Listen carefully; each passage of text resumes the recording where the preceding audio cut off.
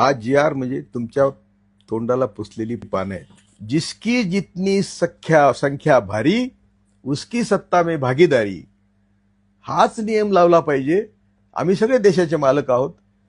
हे देणारे कोण आहे? आमचे नोकर आहेत की या एवढ्या मोठ्या आंदोलनातून आपल्याला मिळालं काय? जरांगे पाटलांचा बिचाराचा त्याग मोठा आहे, पण त्यांना मी रडून सांगितलं होतं फोन करून की तुम्ही हे बरोबर करत नाही, मराठ्यांचं अतोनात नुकसान होणार आहे, तुझ्या पण तब्येतीचं नुकसान होणार आहे। या GRचा सगळा मजकूर जर बघितला तर तुम्हाला तलाट्यापासून ग्रामपंचायत अधिकारी, कृषी सहाय्यक अधिकारी, ज्यांची तुम्हाला तोंड बघायला नको त्या सगळ्यांकडे जावं लागणार आहे। आणि याच्यातून शेवटी कोर्ट आहे। हे जे तुम्हाला कबूल केलं आज, हे कुठल्याही कायदेशीर कसोटीवर बसणार नाही। आणि त्यामुळे हा GR बघून मी तर हतबल झालो। ज्या ब्राह्मणवादी ताकदीने आम्हाला हजारो वर्ष पायदळी तुडवलं आणि आम्ही त्यांचंच तीर्थ घेतो, आणि त्यात मराठी फार पुढे आहेत।